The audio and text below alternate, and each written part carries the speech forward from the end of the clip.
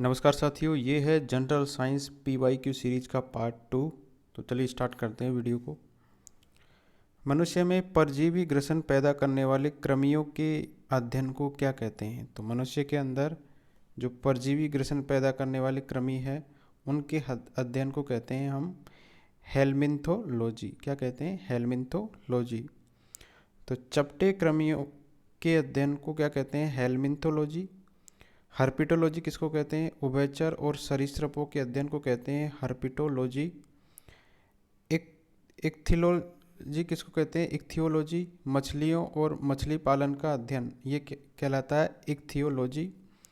मेलाकोलॉजी किसको कहते हैं? मोलस्का के अध्ययन को। नेक्स्ट, कीट विज्ञान का अध्ययन क्या कहलाता है? कीट विज्ञान अध्ययन किसका है? कीटों का है ये।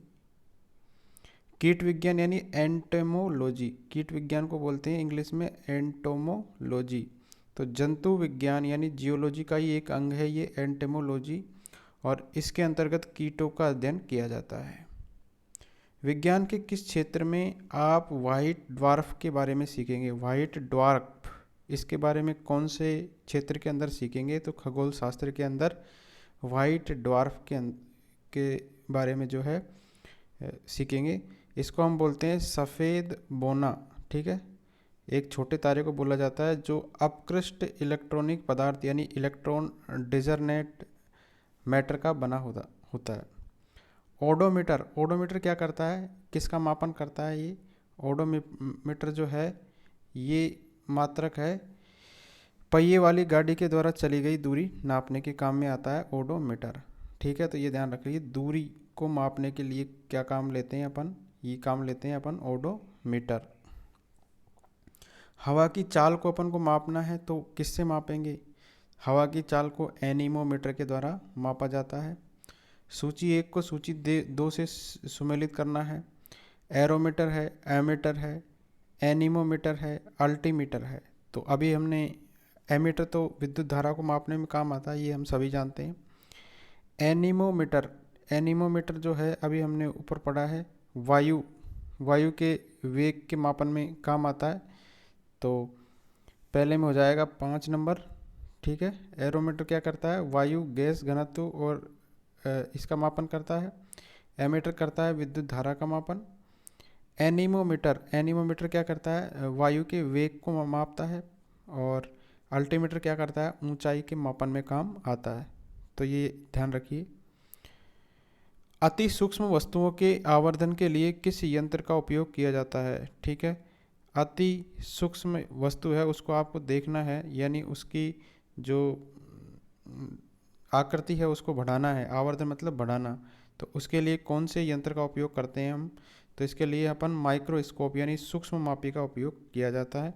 ठीक है, नेक्स्ट, निम्न में से कौन सी राशि रिक्टर पैमाने पर मापी जाती है? रिक्टर पैमाने पर जो राशि मापी जाती है वो कौन सी है इनमें से? तो भूकंप की तीव्रता को अपन कौन से पैमाने पर मापते हैं? रिक्टर पैमाने पर।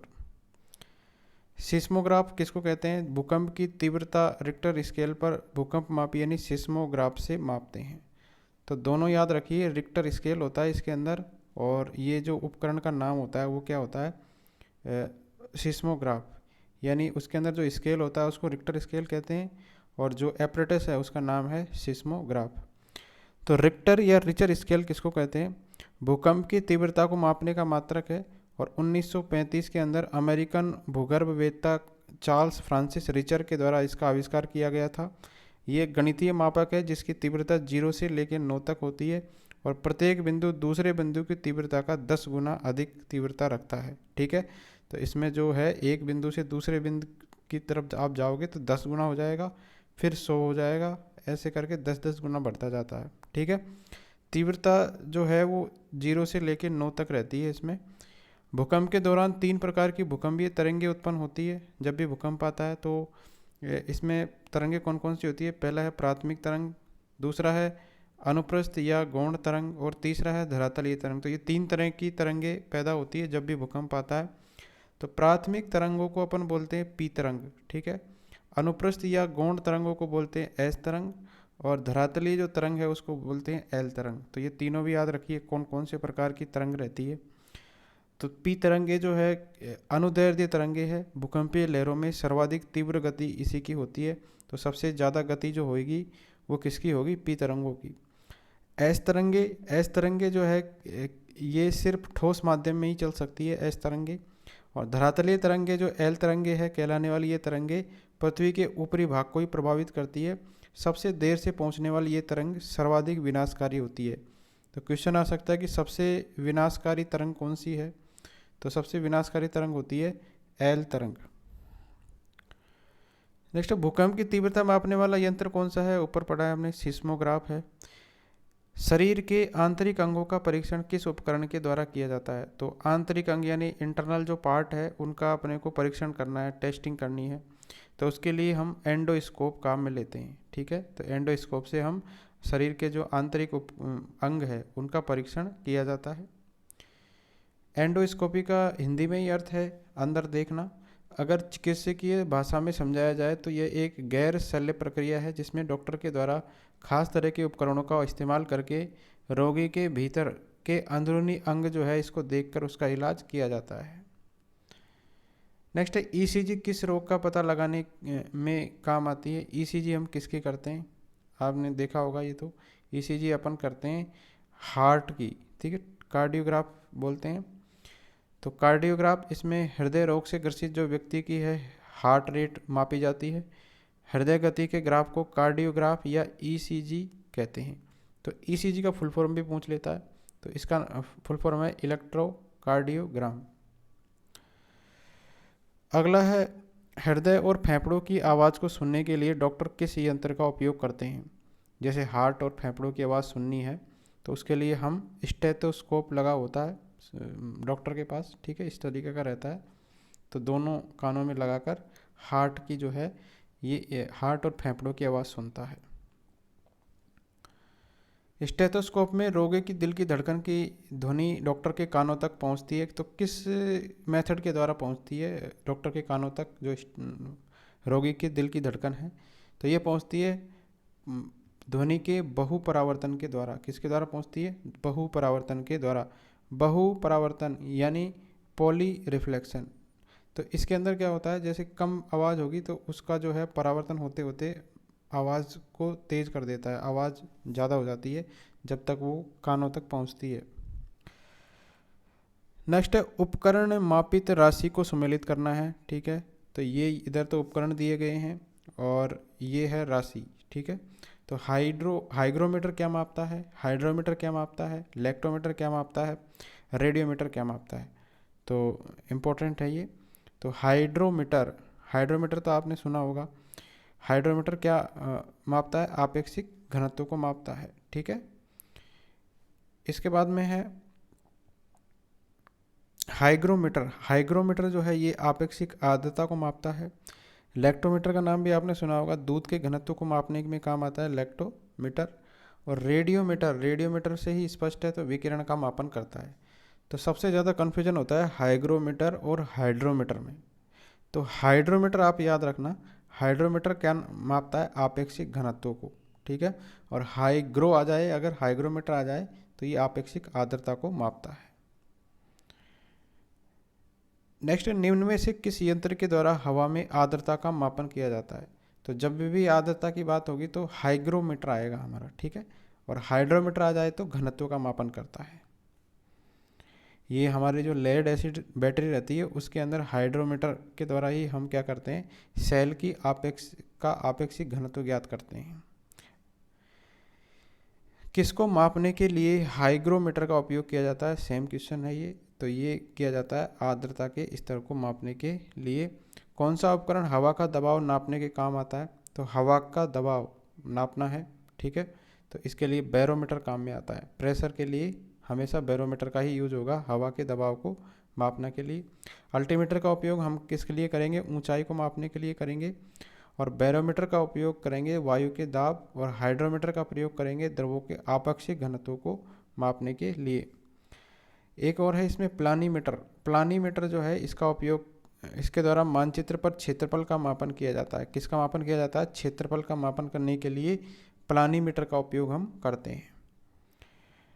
अगला है आंधी के आने से पहले बैरोमीटर में पानी का स्तर क्या हो जाएगा। ठीक है, तो जैसे ही दबाव कम होता है तो वहाँ पर आंधी आती है। तो आंधी कब आती है, जब एक जगह की तुलना में दूसरी जगह पर हवा का जो दबाव है वो कम हो जाता है। ठीक है, तो दबाव कम हो जाएगा तो क्या हो जाएगा, जल जो इसका स्तर है, पानी का स्तर जो है सामान्य स्तर से नीचे आ जाएगा। नेक्स्ट, मैनोमीटर से किसका मापन किया जाता है। मैनोमीटर, मैनोमीटर भी एक तरीके का उपकरण है और इसका उपयोग हम करते हैं गैस का दाब मापने के लिए। तो बैरोमीटर का उपयोग भी किया जाता है और मैनोमीटर का उपयोग भी किया जाता है। वायुमंडल की आर्द्रता के लिए हाइग्रोमीटर है। ध्वनि की तीव्रता के लिए ऑडियोमीटर है, इसका प्रयोग किया जाता है। अगला है सूर्य की किरणों की तीव्रता मापने वाले उपकरण को क्या कहते हैं। जैसे सूर्य है, उसकी किरण की तीव्रता मापनी है, उसके लिए कौन से उपकरण का प्रयोग करेंगे, तो एक्टियोमीटर का उपयोग हम करेंगे। तो सूर्य की किरणों की तीव्रता मापने वाले उपकरण को कहते हैं एक्टियोमीटर। पौधों की वृद्धि मापने वाले उपकरण को कहते हैं क्रेस्कोग्राफ। क्या कहते हैं, क्रेस्कोग्राफ कहते हैं पौधों की वृद्धि मापने वाले उपकरण को। इसकी खोज भारतीय वैज्ञानिक जगदीश चंद्र बोस ने की थी, जबकि बैरोमीटर वायुदाब को मापता है। ठीक है, तो याद रखिए सूर्य की किरणों की तीव्रता को जब हम मापेंगे तो किसके द्वारा मापेंगे, एक्टियोमीटर के द्वारा मापेंगे। पौधों की वृद्धि को मापेंगे हम क्रेस्कोग्राफ के द्वारा। अगला है पाइरेलियोमीटर का प्रयोग क्या मापने के लिए किया जाता है। तो पाइरेलियोमीटर इंपॉर्टेंट है, ये आ जाता है आजकल 2022 में आया हुआ है। तो सौर विकिरण को मापने के लिए हम किसका प्रयोग करते हैं, पाइरेलियोमीटर का प्रयोग।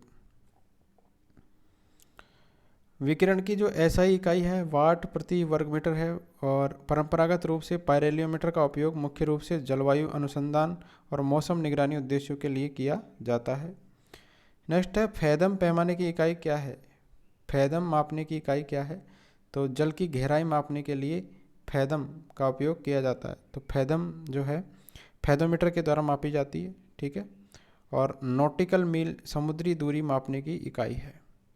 तो समुद्र में गहराई अगर आप मापोगे तो किसके द्वारा मापोगे, फैदोमीटर के द्वारा। और समुद्र की दूरी मापने की इकाई क्या है, नॉटिकल मील। नेक्स्ट थर्म किसका यूनिट है। थर्म जो है ये किसका यूनिट है, तो ये ऊष्मा का यूनिट है थर्म।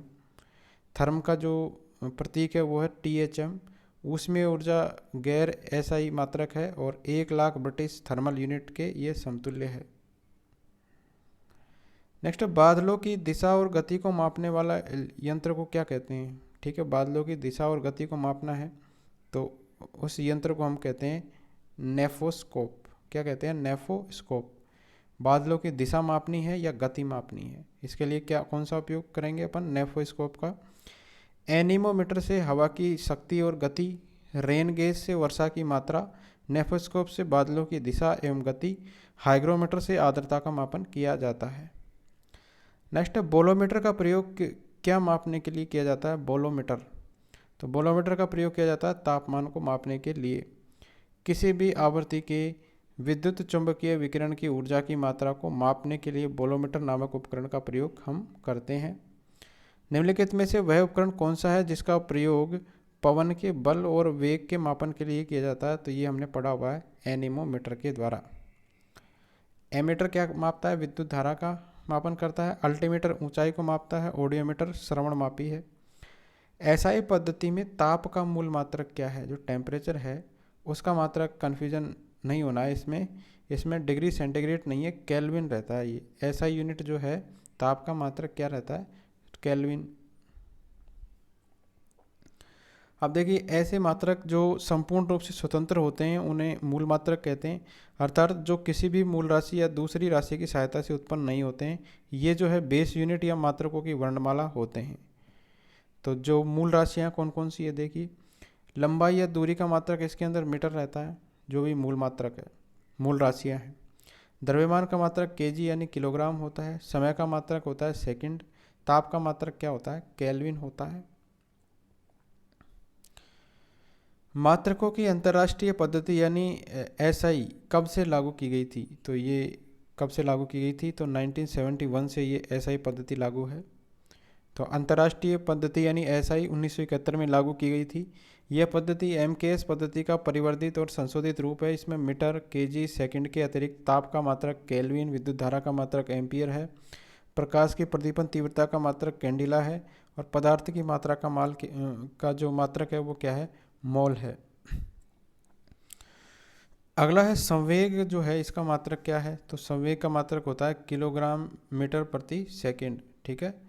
तो P बराबर होता है m इंटू वी। तो इससे आप निकाल सकते हैं m यानी किलोग्राम, m यानी द्रव्यमान का मात्रक क्या होता है, किलोग्राम, और v यानी वेलोसिटी का मात्रक होता है मीटर प्रति सेकंड। नेक्स्ट, त्वरण को मापने के लिए किस इकाई का उपयोग किया जाता है, तो मीटर प्रति सेकंड स्क्वायर है त्वरण का मात्रक। नेक्स्ट, तरंग दैर्ध्य का मात्रक क्या है, तो तरंग दैर्ध्य का मात्रक होता है मीटर।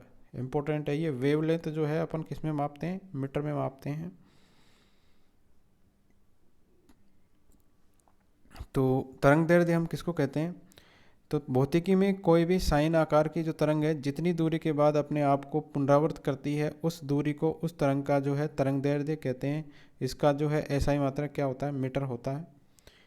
अगला है आपेक्षिक घनत्व को मापने के लिए प्रयोग की जाने वाली इकाई क्या है, तो ये इसकी कोई इकाई नहीं है। रिलेटिव जहाँ भी शब्द आ जाए, आपेक्षिक जहाँ भी शब्द आ जाए, तो इसका मतलब किसी जो है दूसरी जो उसके रेफरेंस के सापेक्ष में वो माप रहा है। तो रिलेटिव जब भी आएगा तो उसकी कोई भी इकाई नहीं होगी, ठीक है। तो रिलेटिव डेंसिटी की कोई भी इकाई नहीं है। ध्वनि प्रदूषण को मापने की इकाई क्या है, तो डेसिबल है इसकी इकाई। ध्वनि के प्रदूषण को नापने के लिए क्या जो काम में लेते हैं, डेसिबल। यह ध्वनि की प्रबलता का मात्रक है, डेसिबल। सामान्य वार्तालाप की प्रबलता लगभग कितनी होती है, 60 डेसिबल के लगभग होती है। असहनीय ध्वनि प्रबलता 120 डेसिबल होती है, और शोर की जो है सहन सीमा कितनी होती है, 85 डेसिबल। प्रकाश वर्ष की इकाई क्या है भैया, प्रकाश वर्ष जो है ये किसकी इकाई है, तो दूरी की इकाई है, ये याद रखिए। तो अधिक दूरी को मापने के लिए, जैसे सूर्य तक की दूरी अपन मापेंगे पृथ्वी से, तो वो हम किस में मापेंगे, प्रकाश वर्ष के अंदर। तो अंतर्राष्ट्रीय खगोलीय संघ के अनुसार प्रकाश वर्ष वह दूरी है जो प्रकाश के द्वारा निर्वात में 1 जूलियन वर्ष में तय की जाती है। प्रकाश वर्ष खगोलीय दूरी का मात्रक है। कौन सी दूरी का मात्रक है, खगोलीय दूरी का। आप देखो एक प्रकाश वर्ष में कितने मीटर होते हैं, ये भी याद रखिए। तो 9.46 इंटू 10⁻15 मीटर होते हैं एक प्रकाश वर्ष में। कितने होते हैं, 9.46 इंटू 10⁻15 मीटर। अब इससे भी बड़ी यूनिट है पारसेक, ठीक है। हमने छोटी यूनिट पढ़ी है मीटर, मीटर से ऊपर है लाइट ईयर यानी प्रकाश वर्ष, और प्रकाश वर्ष से भी ऊपर है पारसेक। अब एक पारसेक में कितने प्रकाश वर्ष होते हैं, तो 3.26 प्रकाश वर्ष होते हैं। तो ये डाटा आपको याद रखना है, 3.26 प्रकाश वर्ष होते हैं किसमें, एक पारसेक में। एक प्रकाश वर्ष में कितने मीटर होते हैं, 9.46 इंटू 10⁻15 मीटर। तारों से संबंधित दूरियां मापने का मात्रक क्या है, तो 3.25 प्रकाश वर्ष एक पारसेक, ठीक। एक पारसेक पूछ लिया इसमें, एक पारसेक किसके बराबर है, तो 3.26 प्रकाश वर्ष के बराबर है। ओजोन की सांद्रता को नापने वाली इकाई बतानी है, कौन सी है। ओजोन की सांद्रता अपन को मापनी है, कंसंट्रेशन। तो इसको मापेंगे किसमें अपन, महत्वपूर्ण क्वेश्चन है ये। ओजोन की जो सांद्रता है ये हम मापते हैं डेब्सन या डॉब्सन के अंदर, ठीक है। ओजोन की सांद्रता को मापते हैं। कैलोरी जो है ऊष्मा की मात्रा को मापने में काम आती है। हर्ट्ज जो है आवृत्ति का मात्रक है ये, हर्ट्ज। एक हर्ट्ज का मतलब होता है 1 चक्र प्रति सेकंड। और जूल किसका मात्रक है, जूल कार्य या ऊर्जा का मात्रक है। अगला है m(L2t-2) किस भौतिक राशि का विमीय सूत्र है, ठीक है। m1L2t-2, तो ये कार्य का जो है ये मात्रक है, ठीक है। भोजन की ऊर्जा को किस मात्रक में मापा जाता है, जो भी भोजन की ऊर्जा है इसको अपन कैलोरी में मापते हैं। किन दो भौतिक राशियों का मात्रक समान है, दो भौतिक राशियाँ यहाँ पर दे रखी है जिनका मात्रक समान है, तो प्रतिबल और दाब, ये दोनों का मात्रक क्या है, सेम है, ठीक है। तो दाब क्या किसको बोलते हैं, दाब बरोबर बल बटा क्षेत्रफल होता है। और प्रतिबल का मात्रक भी सेम ही होता है, बल बटा क्षेत्रफल। तो इन दोनों का मात्रक सेम होता है। नेक्स्ट है सुमेलित करना है गीगा, हेक्टो, मेगा, टेरा। तो गीगा जो है ये इसको अपन बोलते हैं 10⁻9, ठीक है, 10⁻9 को हम गीगा बोलते हैं।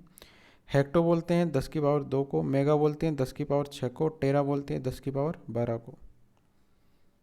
तो ये सारणी है, ये आप देख सकते हैं। सबसे पहले आएगा, जैसे अपन माइनस की बात करें तो 10⁻−1 को बोलते हैं डेसी, फिर सेंटी, फिर मिली, माइक्रो, नैनो, पिको, फेमटो, एटो, जेप्टो, योटो। तो 10⁻−24 तक है। इसके बाद हम पॉजिटिव यूनिट की बात करें तो डेका से स्टार्ट होगी, deca, hecto, kilo, mega, giga, tera, peta. इसके बाद में एक्सा, जेटा, योटा। तो ये आप लिख के याद कर लीजिए। नेक्स्ट, बेल किसकी यूनिट है? बेल जो है ये किसकी यूनिट है? तो किसी की भी यूनिट नहीं है। बेल जो है ध्वनि की इकाई है एक, ठीक है। और एक बेल के अंदर 10 डेसिबल होते हैं। ध्वनि की तीव्रता हम मापते हैं डेसिबल के अंदर, और इससे भी बड़ी यूनिट है बेल। एक बेल में कितने डेसिबल होते हैं? 10 डेसिबल होते हैं। और 8.686 डेसिबल एक नेपर के बराबर होता है। तो नेपर भी एक ध्वनि की इकाई है, ठीक है। तो सबसे बड़ी कौन सी हो गई? बेल, उसके नीचे वाली सबसे उससे छोटी हो गई नेपर, और उससे छोटी हो गई डेसिबल। अगला है, अंतर्राष्ट्रीय मात्रक पद्धति में पास्कल किसका मात्रक है? पास्कल, ठीक है, पास्कल हम दाब का मात्रक है पास्कल। तो किसी सतह के इकाई क्षेत्रफल पर लगने वाले अभिलंब बल को दाब कहते हैं। इसकी इकाई न्यूटन प्रति वर्ग मीटर होती है। दाब एक अदिश राशि होती है, ठीक है। और दाब की एसआई यूनिट क्या होती है? पास्कल है। तो दाब की एसआई यूनिट याद रखनी क्या है? पास्कल है। अगला है, किलोवाट घंटा किसकी यूनिट है? तो ऊर्जा की यूनिट है किलोवाट घंटा। तो किलोवाट घंटा होता है 3.6 मेगा जूल के बराबर, ठीक है। मेगा का मतलब आपने समझा था 10⁶। तो 3.6 इंटू 10⁶ जूल होती है 1 किलोवाट घंटे में। क्यूरी किसकी यूनिट है? तो रेडियो एक्टिविटी की यूनिट है क्यूरी। तो रेडियो एक्टिव पदार्थों की जो सक्रियता की प्रमुख इकाई क्यूरी कहलाती है। रेडियो सक्रिय पदार्थ की वह मात्रा जो 3.7 इंटू 10⁻10, ठीक है, विघटन प्रति सेकंड की दर से विघटित होती है, एक क्यूरी कहलाती है। अगला है, केंद्रीय ड्रग अनुसंधान संस्थान यानी CDRI कहाँ पर स्थित है? CDRI ये कहाँ पर स्थित है? तो ये है लखनऊ के अंदर स्थित। तो केंद्रीय औषधि शोध संस्थान CDRI लखनऊ में स्थित है। देश का पहला औषधि शोध संस्थान है जिसे स्वतंत्रता प्राप्ति के बाद 17 फरवरी 1951 में स्थापित किया गया था इसको। और ये संस्थान भारत के वैज्ञानिक और औद्योगिक संस्थान परिषद यानी CSIR के संरक्षण के अंदर कार्य करती है। तो CDRI जो है इसका हेडक्वार्टर कहाँ पर है? लखनऊ में। केंद्रीय भेड़ प्रजनन फार्म कहाँ पर स्थित है? तो भेड़ प्रजनन फार्म की बात करेंगे तो हिसार हरियाणा के अंदर ये स्थित है। और केंद्रीय भेड़ अनुसंधान केंद्र जो है कुल्लू हिमाचल प्रदेश में स्थित है, ठीक है। तो भेड़ प्रजनन फार्म कहाँ पर है? हिसार में। और केंद्रीय भेड़ अनुसंधान केंद्र कहाँ है? कुल्लू हिमाचल प्रदेश में। नेक्स्ट है, केंद्रीय पशु चिकित्सा अनुसंधान संस्थान कहाँ पर स्थित है? तो केंद्रीय पशु चिकित्सा अनुसंधान संस्थान स्थित है उत्तर प्रदेश के अंदर, ठीक है। उत्तर प्रदेश में इज्जतनगर बरेली में स्थित है। राष्ट्रीय डेयरी अनुसंधान संस्थान करनाल हरियाणा के अंदर स्थित है। केंद्रीय खाद्य प्रौद्योगिकी अनुसंधान संस्थान कहाँ पर स्थित है? तो केंद्रीय खाद्य प्रौद्योगिकी अनुसंधान संस्थान स्थित है मैसूर के अंदर, ठीक है। अगला है, ट्रांजिस्टर का आविष्कार किसने किया था? तो ट्रांजिस्टर का आविष्कार किया था जे बार्डिन, W बार्टेन और W शोकले ने, ठीक है। तो तीनों ने मिलकर किया था ट्रांजिस्टर का आविष्कार। और पहला सफल पॉइंट कॉन्टैक्ट जो है ट्रांजिस्टर का आविष्कार 1947 के अंदर बेल लैबोरेटरीज में W शोकले के नेतृत्व में जे बार्डिन और W बार्टेन के सहयोग से इसको किया गया था। पेनिसिलिन की खोज आ जाती है क्वेश्चन। तो अलेक्जेंडर फ्लेमिंग ने की थी पेनिसिलिन की खोज। और ये जो है वर्ष 1928 में इनको दिया गया था। 1928 में इन्होंने खोज की थी, स्कॉटिश वैज्ञानिक है ये। और नोबेल पुरस्कार विजेता है अलेक्जेंडर फ्लेमिंग।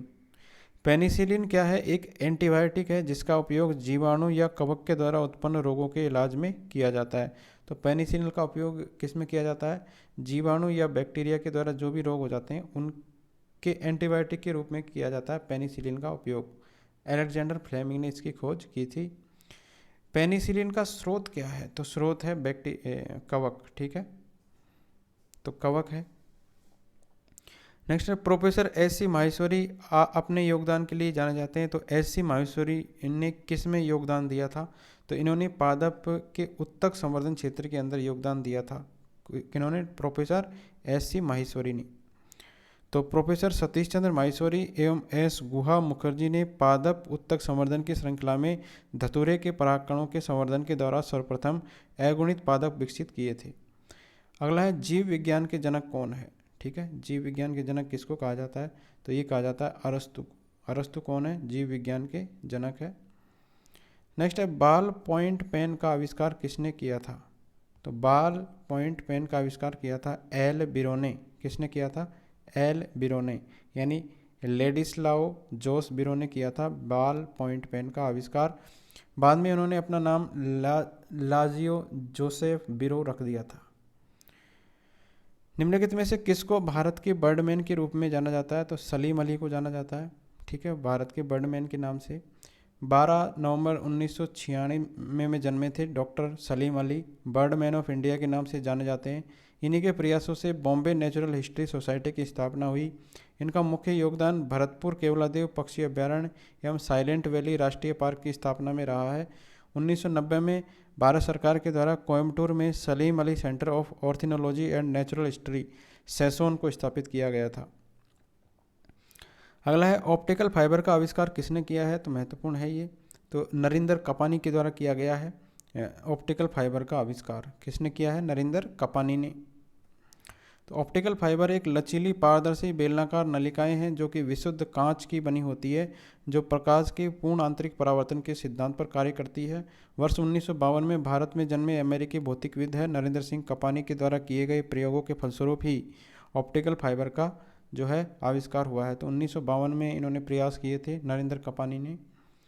एक्सरे की खोज किसने की है? तो एक्सरे की खोज की है रोइंटजन ने। किसने की है? रोइंटजन ने। एक्सरे एक प्रकार का विद्युत चुम्बकीय विकिरण है और इसकी तरंग दैर्ध्य होती है 0.01 से लेकर 10 नैनोमीटर, ठीक है, तो इसकी तरंग दैर्ध्य आप याद रख सकते हैं एक्सरे की। इसे रोइंटजन विकिरण भी कहते हैं, जो कि इसके अन्वेषक विल्हेल्म कॉनरेड रोइंटजन के नाम पर आधारित है। तो एक्सरे की खोज किसने की है? रोइंटजन ने। रडार का आविष्कार किसने किया है? तो रॉबर्ट वाटसन वॉट ने रडार का आविष्कार किया है। तो रडार वस्तुओं का पता लगाने वाली एक प्रणाली है जो सूक्ष्म तरंगों का उपयोग करती है। रडार जो है मूलतः एक संक्षिप्त रूप है जिसका प्रयोग अमेरिका की नौसेना ने वर्ष 1940 में रेडियो डिटेक्शन एंड रेंजिंग के लिए किया था। अमेरिकी इंजीनियरों A.H. टेलर और लियो सी यंग इसको रडार के विकास की प्रक्रिया में उनके द्वारा प्रारंभिक कार्यों के लिए जाना जाता है। रडार का जो आविष्कार है इसका श्रेय किसको जाता है? सर रॉबर्ट वाटसन वाट को, ठीक है। नेक्स्ट है गुरुत्व सम्मिलित कौन सा नहीं है इसमें से? तो गुरुत्वाकर्षण का नियम न्यूटन ने दिया था, सापेक्षता का सिद्धांत आइंस्टीन ने दिया था। डायनामाइट जो है इसका आविष्कार किसने किया है? इसका आविष्कार अल्फ्रेड नोबल ने भी किया है, लेकिन ये चौथा गलत है। टेलीस्कोप जो है इसका आविष्कार किसने किया है? गैलीलियो ने, ठीक है। नेक्स्ट लेज़र का आविष्कार किसने किया है? तो T.H. मेमन ने किया है लेज़र का आविष्कार। थियोडोर मेमन ने लेज़र का आविष्कार किया है और इसका विस्तारित अर्थ होता है light amplification by stimulated emission of radiation. तो ये क्वेश्चन आ जाता है कि भाई लेज़र का फुल फॉर्म क्या है। इसका आविष्कार किसने किया है? इसका आविष्कार किया है T.H. मेमन ने। इसका उपयोग संचार, सूचना तकनीक, दूरी और समय मापन, होलोग्राफी तथा औद्योगिक क्षेत्रों में किया जाता है। नेक्स्ट वायुयान का आविष्कार किसने किया है? वायुयान जो होता है इसका आविष्कार राइट बंधुओं ने किया था। तो इनके नाम है Orville Wright and Wilbur Wright, ठीक है। तो वायुयान का आविष्कार राइट ब्रदर्स ने किया है। नेक्स्ट टेलीफोन का आविष्कार किसने किया है? तो टेलीफोन का आविष्कार किया है अलेक्जेंडर ग्राहम बेल ने, ठीक है। टेलीफोन के आविष्कारक अलेक्जेंडर ग्राहम बेल है। 1876 में टेलीफोन के लिए प्रथम US पेटेंट इन्होंने प्राप्त किया था।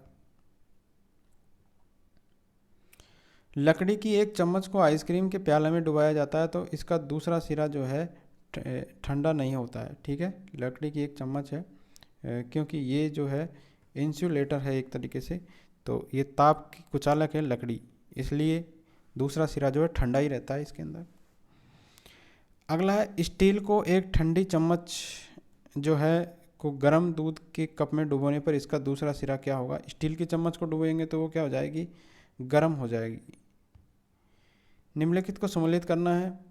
इलेक्ट्रोएन्सीफेलोग्राफ, इलेक्ट्रोकार्डियोग्राफ, स्पिग्नोमीटर और स्टेथोस्कोप। तो ये क्या क्या मापने में काम आते हैं। तो हृदय की धड़कन को सुनने के लिए हमने पढ़ा है कि इसका यूज होता है, हृदय की धड़कन को सुनने के लिए स्टेथोस्कोप का उपयोग होता है। इसके बाद में मस्तिष्क रोगों के निदानकारी यंत्र है इलेक्ट्रोएन्सीफेलोग्राफ। इसके बाद में इलेक्ट्रोकार्डियोग्राफ हृदय रोगों का निदानकारी यंत्र है। और स्फेग्नोमीटर इसका उपयोग किया जाता है रक्तचाप को, ब्लड प्रेशर को मापने के लिए। नेक्स्ट है रसायन शास्त्री लुईस पास्चर किस मूल के थे। तो रसायन शास्त्री लुईस पास्चर का मूल क्या था, फ्रांसीसी मूल के वैज्ञानिक है ये लुईस पास्चर। तो लुईस पास्चर का जन्म हुआ है 27 दिसंबर 1822 को फ्रांस के डोल नामक स्थान पर नेपोलियन बोनापार्ट के एक व्यवसायी सैनिक के यहाँ पर हुआ था इनका जन्म। इनकी विशेष खोज रेबीज वैक्सीन है।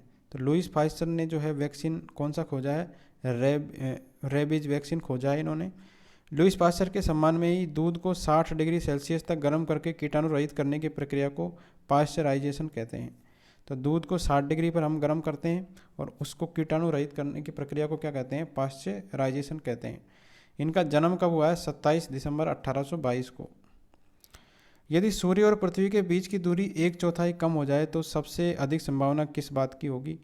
सूर्य और पृथ्वी के बीच की दूरी अगर हम 1/4 कर दें तो क्या हो जाएगा, हमारे जो वर्ष है उसकी अवधि कम हो जाएगी, यानी कि जो है पृथ्वी जल्दी चक्र पूरा करेगी सूर्य का।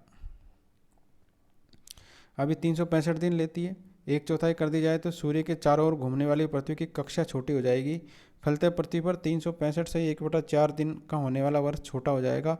चूँकि पृथ्वी की कक्षा छोटी हो जाने पर यह सूर्य की वर्तमान दूरी है 149.6 मिलियन किलोमीटर से कम दूरी पर होगी, इसलिए पृथ्वी की गति बढ़ जाएगी। यही कारण है कि सूर्य से बढ़ती दूरी के अनुसार ग्रहों की परिभ्रमण गति घटती जाती है। यानी जैसे हमारा सूर्य है, इससे जैसे जैसे हम दूर जाते हैं तो गति क्या हो जाती है, घटती जाती है। ठीक है, परिभ्रमण गति घट जाएगी क्योंकि कक्षा का आकार बढ़ जाएगा। अगर कक्षा पास में रहेगी तो सूर्य जो है परिभ्रमण गति बढ़ जाएगी। अगला है किसी द्रव के पृष्ठ तनाव का कारण क्या है। तो ससंजक बल के कारण होता है। ठीक है, अणुओं के मध्य ससंजक बल के कारण क्या होता है, पृष्ठ तनाव का कंसेप्ट आता है, सरफेस टेंशन का जो है सिद्धांत आता है। किसी पृष्ठ में पृष्ठ तनाव का कारण यह है कि उनके अणुओं के मध्य ससंजक बल कार्य करता है, यानी एक दूसरे को खींचने वाला बल, एक दूसरे को बाइंड करने वाला जो बल है वो बल कहलाता है ससंजक बल। एक पदार्थ के अणुओं के मध्य कार्य करने वाला आकर्षण बल जो है ये कहलाता है ससंजक बल। जिन द्रव के अणुओं के बीच में कार्यकारी ससंजक बल अधिक होता है वे बर्तन की दीवार को गीला नहीं करते हैं, जैसे पारा। तो पारे का ससंजक बल सबसे ज़्यादा होता है। अगला है बत्ती वाले स्टोव में केरोसिन की बत्ती के ऊपर चढ़ने का कारण क्या है। तो पृष्ठ तनाव के कारण जो है बत्ती के अंदर तेल केरोसिन ऊपर चढ़ता है। पृष्ठ तनाव यानी सरफेस टेंशन के कारण ऐसा होता है। दैनिक जीवन में यह पृष्ठ तनाव का व्यवहारिक उदाहरण है, जैसे कांच की नली के सिरों पर बर्नर की ज्वाला से गर्म होने पर गोल होना। जैसे कांच की नली है उसको अपन गर्म कर दे बर्नर से तो आगे से वो क्या हो जाती है, गोल हो जाती है। ये भी पृष्ठ तनाव का एक उदाहरण है। जल के पृष्ठ पर अगर अपन कपूर डालेंगे तो ये नाचते हैं, तो इसको ये भी पृष्ठ तनाव के कारण होता है। साधारण जल की अपेक्षा साबुन के घोल में अधिक बड़े बुलबुला का बनना भी पृष्ठ तनाव का उदाहरण है। पारे की छोटी बूंद गोल होती है और बड़ी बूंद चपटी होती है, ये भी पृष्ठ तनाव के कारण होती है। फुहारे से ठंडक उत्पन्न होना भी पृष्ठ तनाव का उदाहरण है। द्रव बूंदों की गोली आकृति भी पृष्ठ तनाव के कारण होती है। सुई का जल पर तैरना भी पृष्ठ तनाव का उदाहरण है। साबुन एवं अपमार्जक की शोधन प्रक्रिया भी पृष्ठ तनाव का उदाहरण है। केशिकीय क्रिया यानी केशिकीय क्रिया का मतलब है जैसे केरोसिन का बत्ती में ऊपर चढ़ना, ये केशिकीय क्रिया है, ये भी पृष्ठ तनाव के कारण होती है। शीशे के छर्रे बनाना ये भी पृष्ठ तनाव का उदाहरण है। गर्म सूप ज़्यादा स्वादिष्ट लगता है क्योंकि गर्म द्रव का जो पृष्ठ तनाव है वो कम होता है, ठीक है, और जीभ के ऊपर सभी भागों में वो फैल जाता है। इस कारण जो है ये गर्म सूप आप जब पियोगे तो अधिक स्वादिष्ट लगेगा।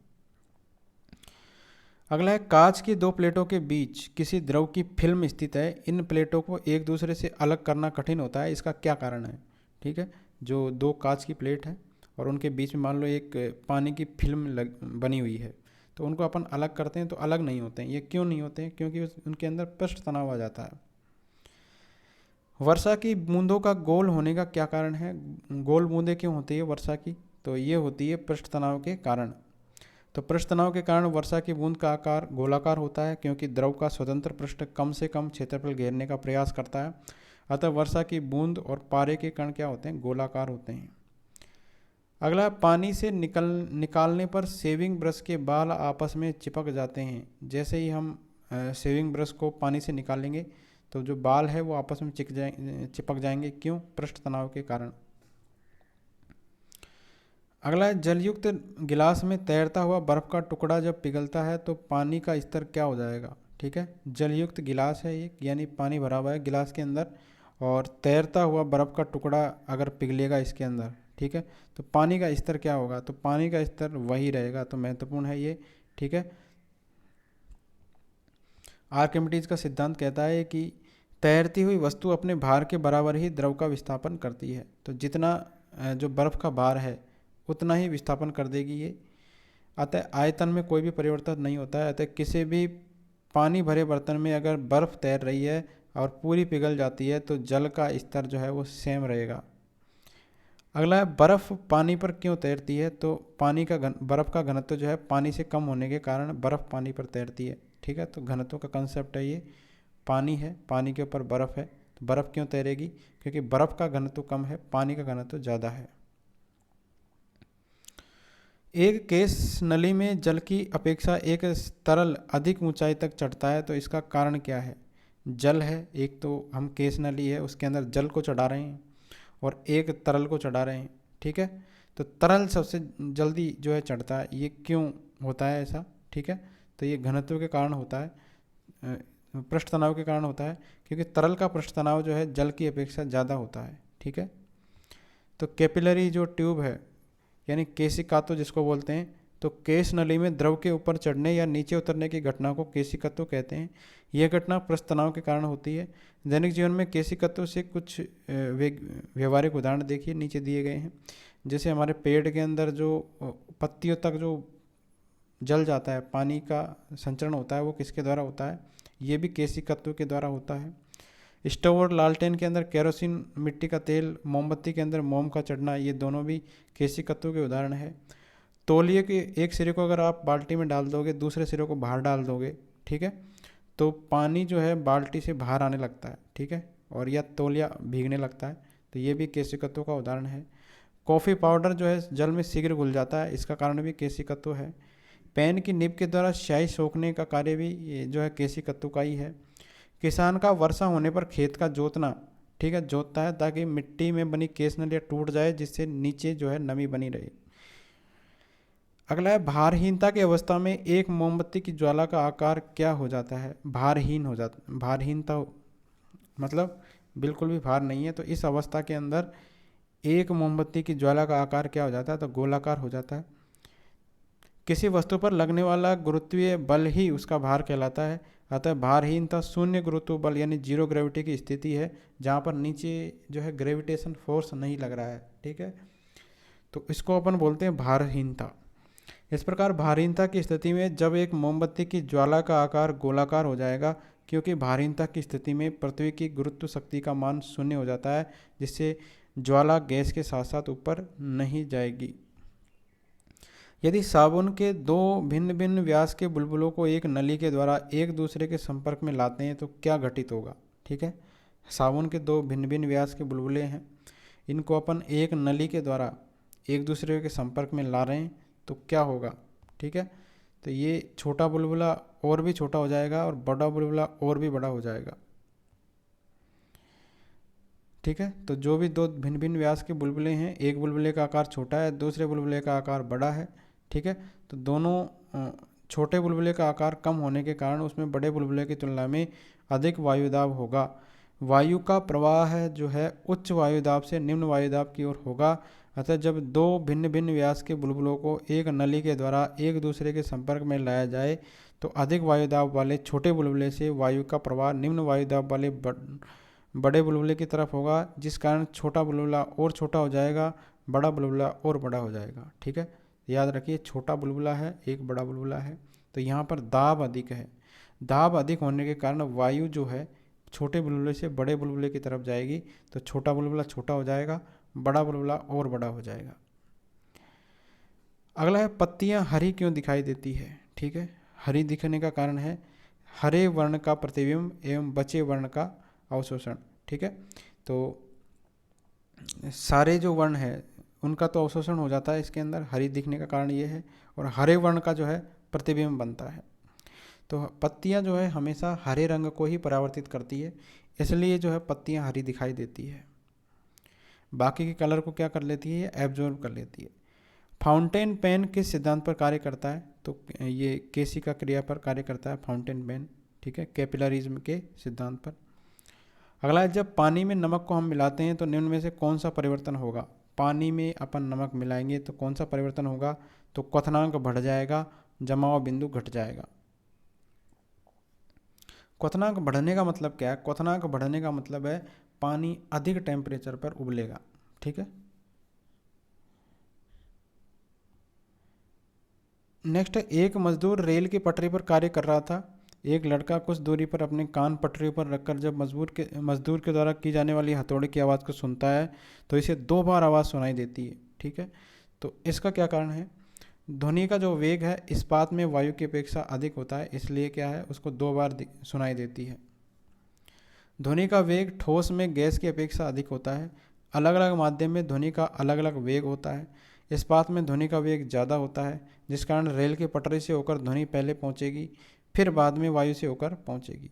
जिस वजह से मजदूर के द्वारा पटरी पर जो हथौड़ा मारने से कुछ दूरी पर खड़े लड़के को 2 बार आवाज़ सुनाई देती है। एक सीधी हवा के माध्यम से सुनाई देती है, दूसरी रेल की पटरियों के बीच ध्वनि तरंगों के माध्यम से। नेक्स्ट, कोई साइकिल सवार किसी मोड़ पर मान लो घूमता है तो किस तरफ वो झुकेगा ताकि बैलेंस हो जाए, तो ये भीतर की तरफ उसको झुकना पड़ेगा। किसी मोड़ पर घूमता है तो भीतर की ओर जो है वो झुकना पड़ता है उसको। अपनी गति कम कर लेता है जिससे अभिकेंद्रीय बल सेंट्रीपिटल फोर्स से अपने भार को संतुलित कर सके और गिरने से बच सके। अभिकेंद्रीय बल की दिशा केंद्र की ओर होती है, mv²/r के बराबर ये होता है। m द्रव्यमान है, v वेग है, r त्रिज्या है। अब देखिए दैनिक जीवन में अभिकेंद्रीय बल के वेग उदाहरण कौन कौन से हैं। पृथ्वी का सूर्य के चारों ओर चक्कर लगाना, साइकिल सवार अपने साइकिल को मोड़ते समय अपने शरीर को साइकिल सहित मोड़ के केंद्र की ओर झुका लेता है। मोड़ पर सड़कों एवं रेल की पटरी में ढलाव इसी कारण रखा जाता है। जब कोई कार सड़क के मोड़ पर पहुंचती है तो उसे मुड़ने के लिए अभिकेंद्र बल की आवश्यकता होती है। कार को यह बल उसके टायर और सड़कों के बीच में विद्यमान घर्षण बल से मिलता है। कीचड़ वाली सड़क पर तेजी से चलती हुई साइकिल या मोटर के पहियों से चिपके कीचड़ के कण ऊपर की ओर स्पर्श रेखा की दिशा में फेंक दिए जाते हैं, इसलिए पहियों पर मड गार्ड लगाए जाते हैं। नेक्स्ट, दही को भिगोकर मक्खन निकालने की विधि में भौतिकी के किस सिद्धांत का उपयोग किया जाता है। तो दही से मक्खन अपन निकालते हैं तो वो कौन से सिद्धांत का उपयोग करते हैं, इसके अंदर करते हैं अपकेंद्रण का। तो अपकेंद्र मतलब सेंट्रीपिटल, तो सेंट्रीफ्यूगल फोर्स अपकेंद्रीय बल।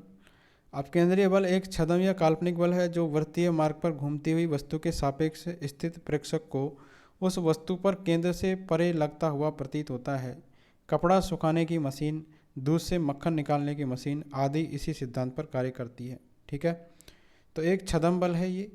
तो याद रखिए 2 तरीके के बल होते हैं। देखिए ये जो है कोई भी वस्तु है चक्कर लगा रही है किसी वृत्तीय कक्षा के अंदर, तो यहाँ पर 2 आपको बल दिखाई देंगे। अंदर की तरफ जो बल लगता है इसको बोलते हैं अभिकेंद्रीय बल, और इसी को बैलेंस करने के लिए एक छद्म बल यानी स्यूडो फोर्स जो अपन बाहर की तरफ लगाएंगे, बाहर की तरफ होता है, उसको बोलते हैं अपकेंद्रीय बल। ठीक है, तो ये अभिकेंद्रीय बल और ये है अपकेंद्रीय बल। जब किसी द्रव को तेजी से घुमाया जाता है तो सघन कण नीचे की तरफ जाते हैं, हल्के कण ऊपर उठते हैं। इस सिद्धांत का उपयोग किस में किया जाता है, तो इसका जो है इस सिद्धांत का उपयोग किया जाता है अपकेंद्रण के अंदर। वर्षा ऋतु में लकड़ी के दरवाजे के फूलने का कारण क्या है?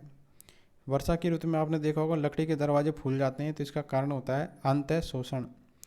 तो पानी को अंतः शोषण पदार्थ कहा जाता है। वर्षा ऋतु के दौरान लकड़ी के दरवाजे पानी के अंतः शोषण से हुई नमी के कारण फूल जाते हैं। अगला है वायुमंडल में बादलों के तैरने का कारण क्या है? बादल जो तैरते हैं वायुमंडल के अंदर उसके का कारण बताना है। तो घनत्व या श्यानता के कारण बादल तैरते हैं। बादलों का घनत्व कम होता है, ठीक है। अब देखो श्यानता आ गई। श्यानता के अंदर देखते हैं द्रव का वह गुण जिसके कारण द्रव अपनी भिन्न भिन्न परतों में होने वाली आपेक्षिक गति का विरोध करता है, श्यानता कहलाता है, यानी विस्कोसिटी कहलाता है, ठीक है। तो ध्यान रखिए श्यानता किसका गुण है? ये है द्रव का गुण। द्रव का गुण है जिसके अंदर जो है आपेक्षिक गति का विरोध करता है श्यानता।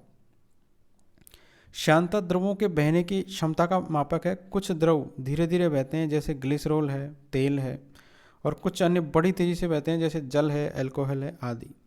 अब दैनिक जीवन में श्यानता के व्यवहारिक उदाहरण देखते हैं। बादल वायु की श्यानता के कारण बहुत धीरे धीरे नीचे आ पाते हैं और वे आकाश में ही तैरते हुए प्रतीत होते हैं, ठीक है। श्यानता का उदाहरण याद रखिए, बादल जो तैरते हैं। यदि हम जल और शहद को कीप में अलग अलग डालें तो जल बहुत शीघ्र कीप के छेद में से होकर निकल जाता है, शहद बहुत देर से निकल पाता है क्योंकि शहद की श्यानता अधिक होती है, ठीक है। तो श्यानता अधिक का मतलब होता है वो आपेक्षिक गति का विरोध करेंगे आपस में ज़्यादा। वाहनों के टायरों की बाएं सतह नालीदार क्यों बनाई जाती है? तो बाएं सतह नालीदार बनाई जाती है घर्षण को बढ़ाने के लिए। तो जो वाहन है, वाहन के टायरों की बाईं सतह नालीदार क्यों बनाई जाती है? ताकि घर्षण बढ़े, सड़क की सतह और पहियों के बीच में घर्षण बढ़े। नेक्स्ट, किसके द्वारा बादल बनते हैं? तो बादल बनने का कारण है द्रवण, ठीक है। लिक्विफिकेशन के कारण जो है बादल का निर्माण होता है। उन सभी प्रक्रिया को कहते हैं जो ठोस से या द्रव से आरंभ होकर गैस बनाते हैं। बादल आसमान में मौजूद पानी से बनते हैं। यह पानी जमीन में वाष्पित या अन्य क्षेत्र में आ सकता है। आसमान में हमेशा भाप की कुछ मात्रा मौजूद रहती है जो हमें दिखाई नहीं देती। बादल जब बनते हैं तब हवा का कोई भी क्षेत्र ठंडा होकर भाप को द्रव में बदल देता है। जो हवा जहाँ बादल बनते हैं जलवाष्प को संघनित यानी गैस से द्रव में परिवर्तन करने के लिए पर्याप्त ठंडी होनी चाहिए। पानी हवा में मौजूद डस्ट, बर्फ़ या समुद्री नमक जिसे संघनन नाभिक कहा जाता है के साथ संघनित होता है, ठीक है। तो कंडेंसेट हो जाता है, उसके बाद में ठंडी होकर जो है जो बूंदों के रूप में बदल के वो गिरता है।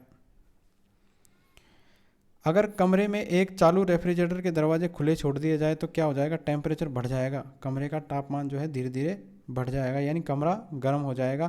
फ्रिज में तापमान मापने वाले सेंसर होते हैं हमारे फ्रिज में। जब फ्रिज का दरवाज़ा हम खोलेंगे तो सेंसर तापमान को मापते हैं, ये बहुत अधिक होगा क्योंकि अब कमरा भी फ्रिज का एक हिस्सा बन गया है, ठीक है। अब वह कंप्रेसर को बताएगा कि अंदर गर्मी बहुत अधिक है, ठीक है, कमरा भी एक उसका पार्ट बन गया। शीतलक को अधिक तेज़ी से चलाया जाए, कंप्रेसर ज़्यादा तेज़ी से चलेगा। इस चक्र में कंप्रेसर अधिक शक्ति लेगा और शीतलक कंडेंसर और कंप्रेसर दोनों कमरे में पहले की तुलना में अधिक गर्मी एकत्रित करेंगे। इसका मतलब है कि फ्रिज जो तापमान को कम कर रहा है वह गर्मी के रूप में कमरे में वापस आ रहा है। इस तरीके से कमरे का तापमान क्या होगा? धीरे धीरे बढ़ेगा, ठीक है। जो शीतलक है वो भी ज़्यादा गर्मी पैदा करेगा। तो आज इतना ही रखते हैं। Thank you friends.